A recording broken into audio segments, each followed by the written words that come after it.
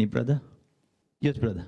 After the show, I read a comment on Twitter on SRK, Shahrukh Khan's Twitter, that he said that post-show he had some discussion with you, and he has mentioned that after a post-show I had a discussion with Dr. Zakir Naik, and it was very enlightening. I would like to know what was that enlightening session with Dr. Shahrukh Khan. Yes, after the show was over, I did chat with Shahrukh Khan for about half an hour, and it was a very good experience. I cannot discuss everything because many things were personal. It would be wrong on me to say in public. I was meeting for the first time. It was the first time I met him personally, though there are some common friends who are his friends and my friends. But this is the first time meeting him personally. And one thing is for sure, that I am happy that I maintained my policy of not to just rely on the news. But before the show, and which everyone may be aware, that it comes in the media, many people, many of my friends have told, Shahrukh Khan is not a practicing Muslim and he's not happy to be a Muslim, and he normally gives comments against Islam, and he does this and that. I personally have not heard it personally on the television. I have not heard, because I watch television very little. But because it were comments, I followed the verse of the Quran.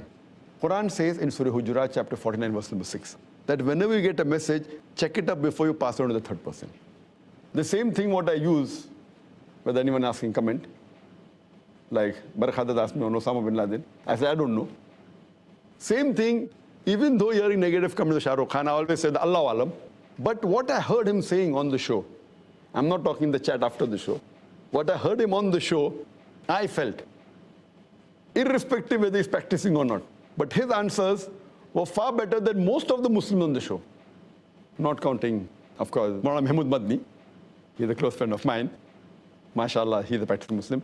But leaving aside him, what answers he gave, compared to all the other Muslims on the show, his answers were more correct. And he rightly agreed, saying that, that though he does film acting and singing and dancing, he says it is haram. That was good of him. And he says that he has less knowledge. But he also said that for correct knowledge, you should ask the scholars and the ulamas and the maulanas. So his answers were far superior than the other people who were Muslim in the talk show.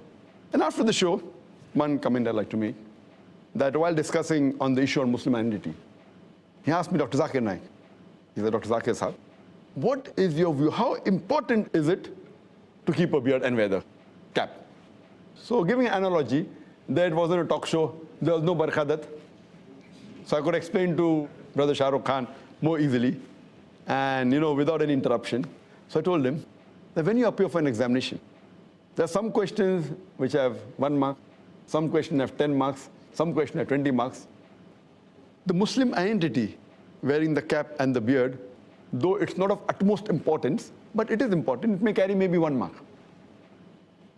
Behaving, practically being honest, speaking the truth, these points about Islam, the practice, may carry 10 marks, may carry 5 marks. So, though keeping a beard is not the most important, you can miss the 1 marks and concentrate on the 10 marks and 5 marks and 20 marks. But if someone wants to score distinction, he will try and even get this 1 mark. For example, when we appeared for the medical examination, we tried even to get that half mark because we want to score above 90. So when you want to score above 90, this is very important. Beard is important and cap is important. It's a part of the sunnah. But if someone doesn't keep a beard, you cannot say that he's not a Muslim. You cannot say he's not a Muslim, doesn't sport a beard or doesn't wear a cap. But, you have given a very good analogy. So you like the example that it is important, but may carry 1 mark, 2 marks. The more important is the amal. The other things about being honest, about offering salah, not doing shirk. This is of more importance. And as I mentioned even in my answer to the talk show, that if a person does not keep a beard, it doesn't come in the 70 major sins. There is a scholar by the name of Imam al-Dhahabi, and he has listed the 70 major sins in Islam. First being the shirk, then being murder, going down the line. But the beard doesn't appear. That does not mean it's not a sin. Some scholars say that it is a sunnah, mustahab. That's encouraging. Some scholars say that it is fard to keep a beard. But whatever it is, no one puts it in the major sin. Either it's a minor sin or it's a very important sunnah. So it's not part of the major sin. Hope that answers. That's good clarification. May we have my brother put forward this question? May we have your name and profession, please? I'm Obed Khan. In that program on NDTV, Shahrukh Khan had made a comment that for a Muslim, to look like a Muslim is not important, but to feel like a Muslim is important. I would like to hear your comment on that. To look like a Muslim, I would say, is not the most important. But to feel like a Muslim, again, feeling may be different as I gave the earlier answer. That being honest is more important than wearing a beard and wearing the cap. But being honest and wearing the cap and the beard is much better than only being honest without the beard. But a person who's proud to be a Muslim would always like to show that he's a Muslim. So if you're proud to be a Muslim, for example, when a person passes medical degree, he becomes a doctor when he gets his MBBS degree, and he puts a doctor in front of his name. Why? He's proud to be a doctor. The person who's proud to be a Muslim, he would be proud to show that he's a Muslim. And this is one of the labels that the Muslim has, that is wearing a beard and wearing a cap.